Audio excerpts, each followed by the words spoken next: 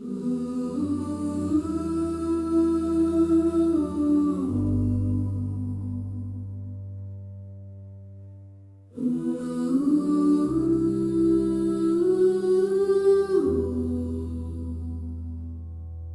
say stand forever, keep the first things first, but questions called secondary can test what we assert. If a man claims heaven, let the record meet the light. Truth shouldn't fear the questions, truth shouldn't fear our sight. Was Joseph really a prophet? That's the primary claim. Then Joseph's own history has to enter the frame. 1832, the earliest first-hand account we know, centers on the Lord appearing and forgiveness being shown. 1838, two beings are made clear, the Father and the Son, together both appear. Believers say the accounts can harmonize in time, but asking why they differ isn't crossing any line. If the prophet is the question, then the record is the test. You can't call the evidence secondary when it's answering the rest. Let the record speak, let the questions rise.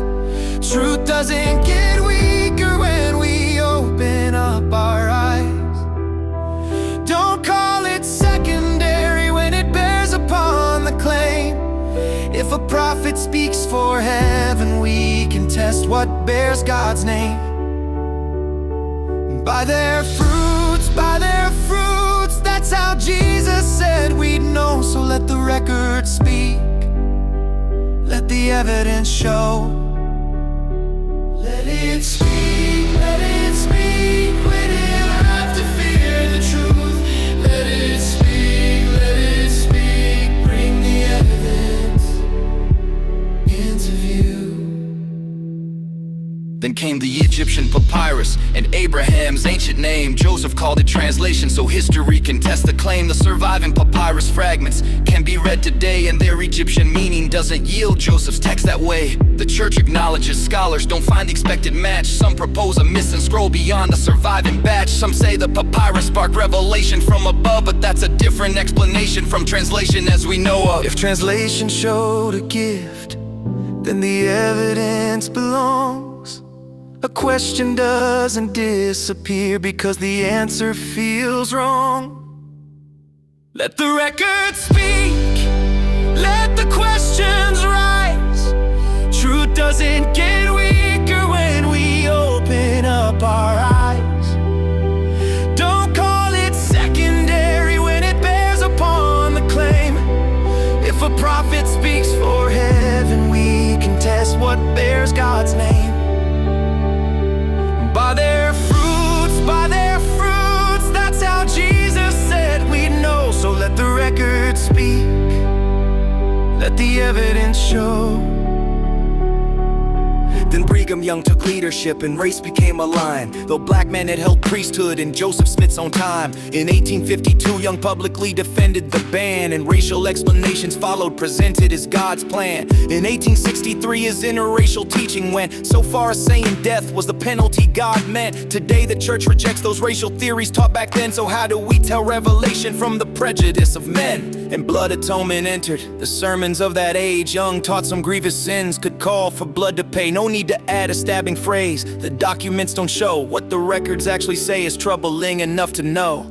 One hard fact may not settle everything, but put the record together and hear what the pattern sings. If prophets can be wrong while speaking in God's name, then knowing when they're wrong isn't secondary to the claim. Primary, secondary labels don't decide what's true. Visions, translations, teachings all belong within the view.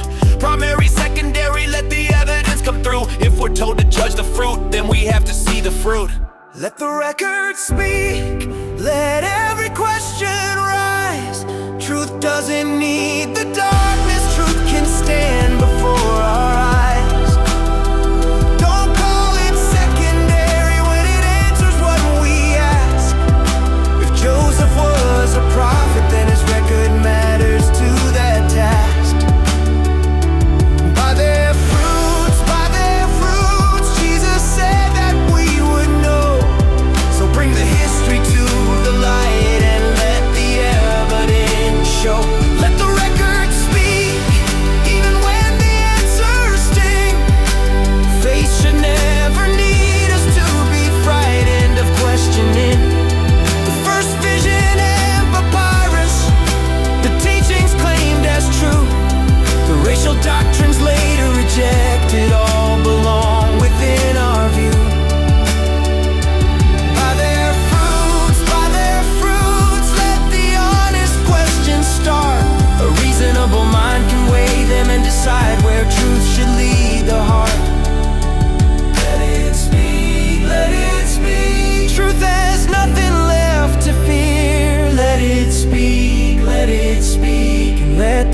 answer become clear.